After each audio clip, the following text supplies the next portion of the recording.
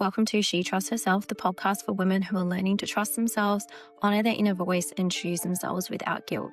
I'm your host, Tashleem, author, guest speaker, and certified human design reader. Together, we'll explore overcoming self-doubt, building deep self-trust, personal growth, and stepping into the next version of yourself with confidence. In today's episode, I want to talk to you about my first book, From Human Doing to Human Being.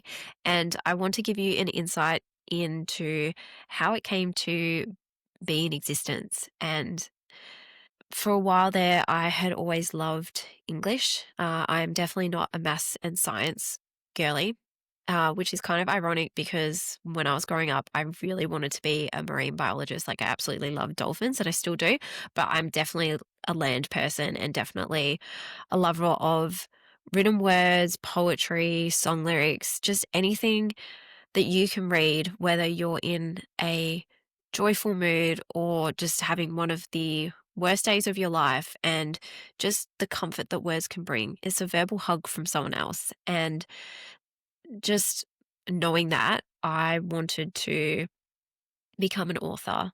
And I didn't know how, I didn't know when, I just knew that it would happen. And that was a dream that I admitted to myself back in 2017 when I started my personal development journey, and I was at a workshop, and one of the journaling prompts was to write down your goals. And one of the first ones that I wrote down without even thinking about it was author. And I didn't think much of it at the time. And a few months later, the idea for a book just happened to drop into my mind. I like to refer to them as downloads.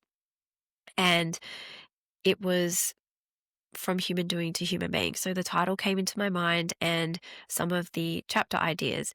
And essentially with the book, I wanted to kind of use the experiences that I had. I kind of like to think of myself as a bit of a human guinea pig when it comes to topics on the podcast or things that I write about in my book or even social media posts. I don't write it from a place of theory. I write it from a place of doing, because I like to use myself as the social proof and like the evidence that X, Y, or Z could happen. I like to base it on facts and I guess tried and tested things rather than just a hypothesis. And within the book, I knew that I wanted to target it at beginners because I had read 50 or so self-development books in the span of about a year, and I just became obsessed and fell in love with the genre and just the idea that you could actually be in control of your life. You didn't just have to be on a hamster wheel, on autopilot, just doing the same thing day after day. I just thought, wow, I can actually think about the beliefs that I have and question where they came from, question whether they actually are helpful for me or whether I want to change them. And if so, what do I want those new beliefs to be? What do I want to incorporate in my life? What do you mean I can take care of myself? Self-care is a thing. It's not just having massages and facials and getting my nails done. There's different aspects of it. And, even personal development that leads into professional development in terms of like, what are my skills? What are my possible weaknesses? What can I do to bridge that gap? Who can I kind of associate with where our skills kind of synergize with each other and, complement one another? What can I do in that capacity?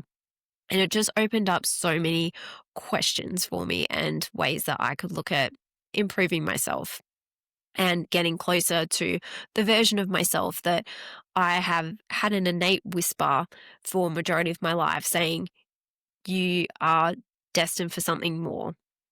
And there's always been that little nudge to say there's got to be something more to life. And I realized that, being an author and sharing my words with other people was something that I really wanted to do. So when that idea came into mind, I got to writing, and I just kind of like worked on that for a while. And yeah, so the intention was to have it for beginners. And going back to where I was sharing about how many books I had read, I noticed that a lot of the books were written by people who had already achieved great levels of success, and they seemed to have time and money, freedom or autonomy. And, some of the suggestions were in my day-to-day life, I work 4 hours a day and I have, a 3-hour morning routine and I do X, Y, and Z. And I was reading that thinking, wow, I'm so happy that you have that flexibility in your schedule to be able to do that, and that the 3-hour consistent morning routine is what serves you. But I also thought the version of me that exists in this moment cannot comprehend that because I just do not have the time. Like at the time, was commuting into the city, and there'd be some days that I would be out of the house for almost 12 hours a day just because of the hours that I was working and how long it took to get to and from work via a train and a bus. And I just went, I'm not prepared to wake up at 3 or 4 a.m. in the morning to do a 3-hour routine just before I go to work because I'm just going to be absolutely exhausted. So I chose to prioritize sleep and other aspects of my well-being and do kind of a condensed morning routine. And there were other things that I had read as well. And I thought, I'm really glad that people have got from their level of success. But as someone that was just starting out as a beginner in that area, it felt really hard to kind of believe where they had got to or believe that that was possible for me. And I wanted to create something that was written by someone that was a few steps ahead to be like, yep, I see you. I see you at the start of your journey. Here I am a few steps ahead of you to show you if you start implementing these things, this is where you can start to lead and you'll start to see incremental shifts. And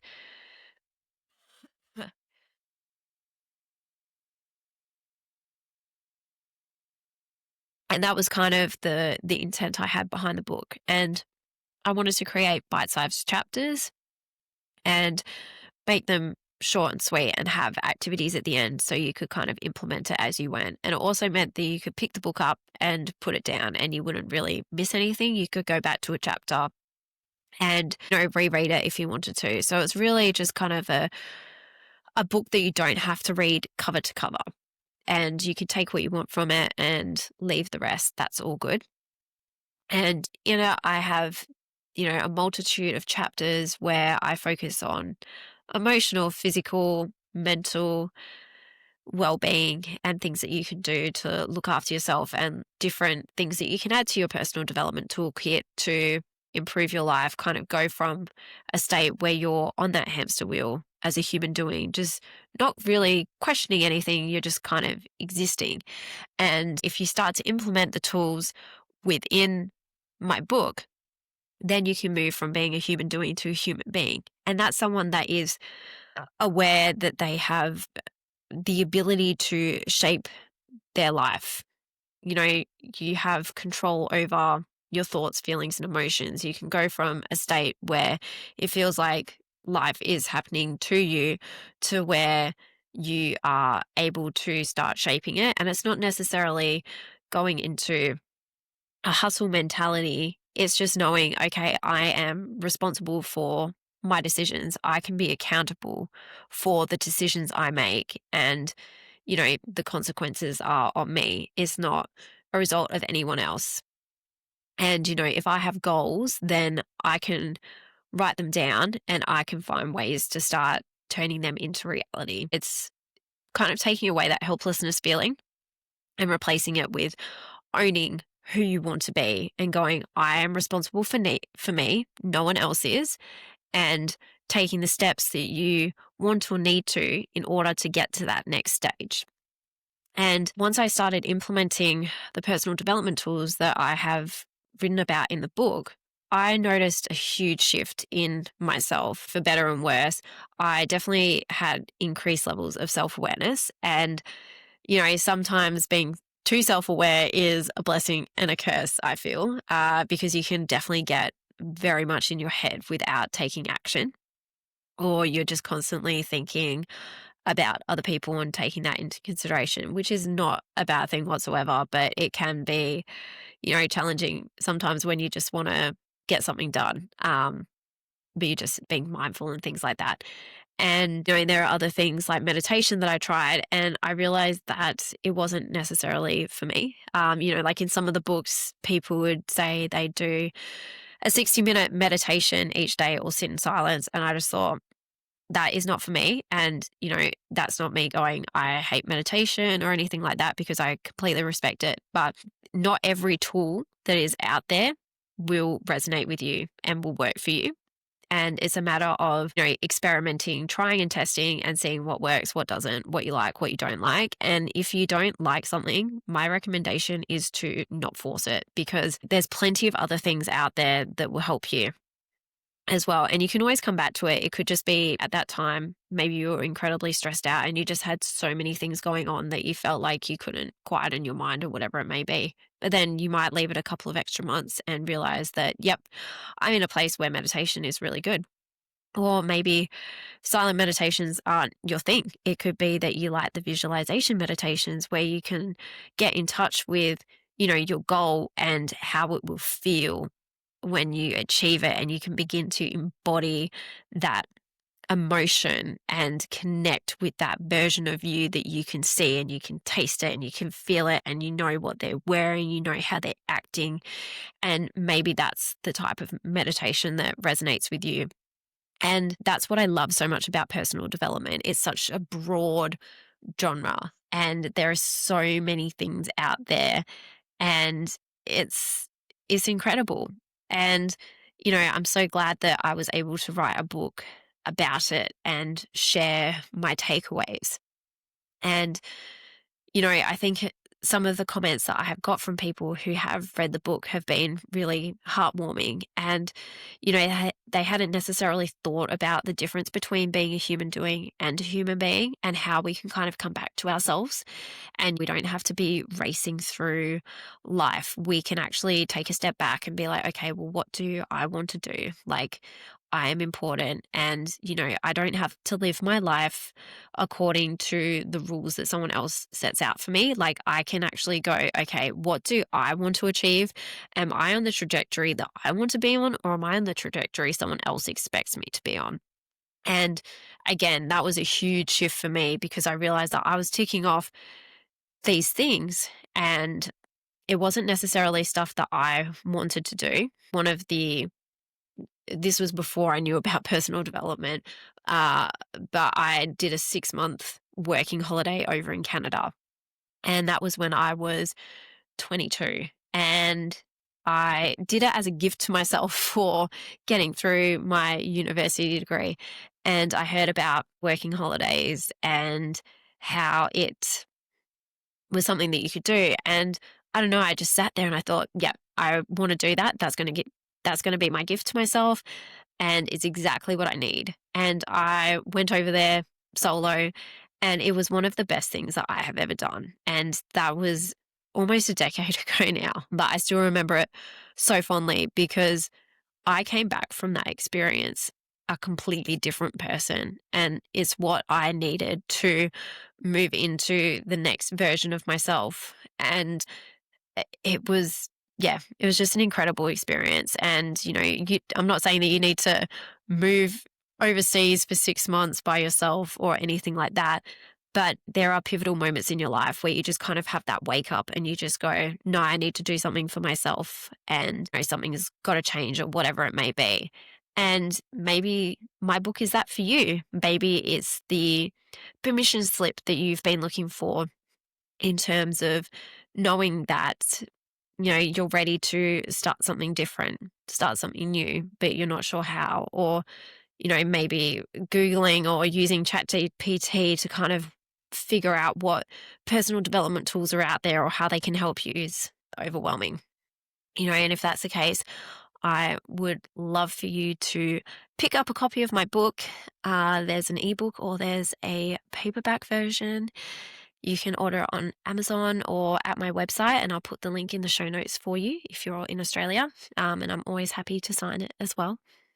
And yeah, I also have like a workbook to go with it as well, because there are a lot of questions that are in the book. And so I wanted to put together a resource that allows you to kind of work through those questions in your own time. And, it's incredibly powerful, I think, if you go through that. And yeah, and that's a wrap on another episode. If this one resonated with you, I'd love for you to subscribe to the podcast so you don't miss any future conversations, and share it with someone else who's learning to trust herself again. You can connect with me on Instagram, Tash, where I share more about self-trust, personal growth, and human design. If you'd like to go deeper, you can explore my books and offerings, all designed to support you as you build self-trust and step into the next version of yourself with confidence. Until next time, please remember that you are not too much or too little. You're just you. Keep choosing yourself.